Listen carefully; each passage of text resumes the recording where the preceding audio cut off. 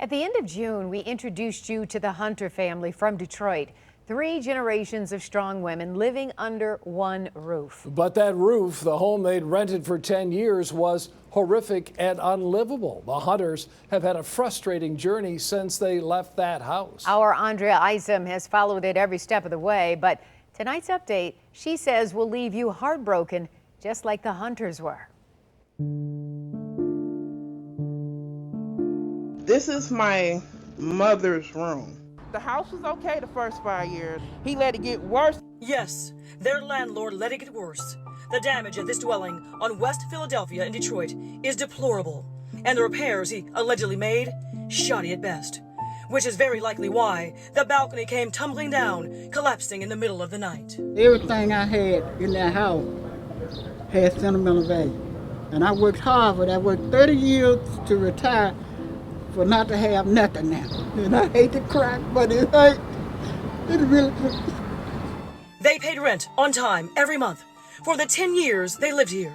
76-year-old Eva, her daughter Nikki, and her granddaughter Tiffany did not deserve this. No one does. I think he just took advantage because my mama is disabled. It took the neighbors and me to finally step up. They reached out to the city, and the city took action. You're going to get hit with several violations. We are going to come after you. You will be penalized, and we're not going to let up. That gave the Hunters hope.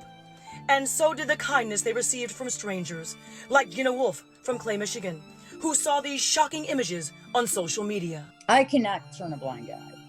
I cannot.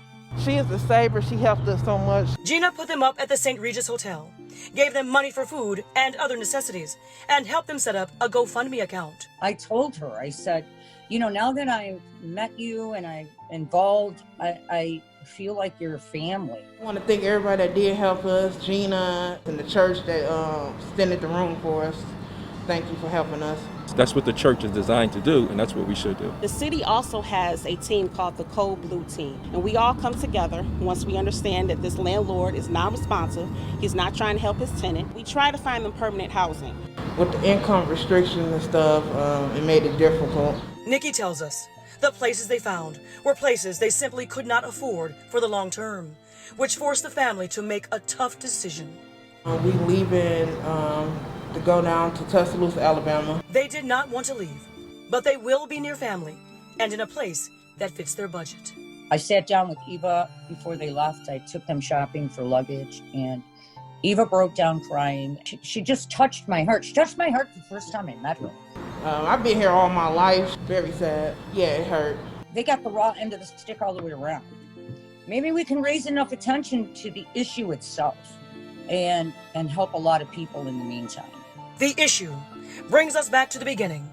It is what ultimately led to a loving, loyal Detroit family leaving town.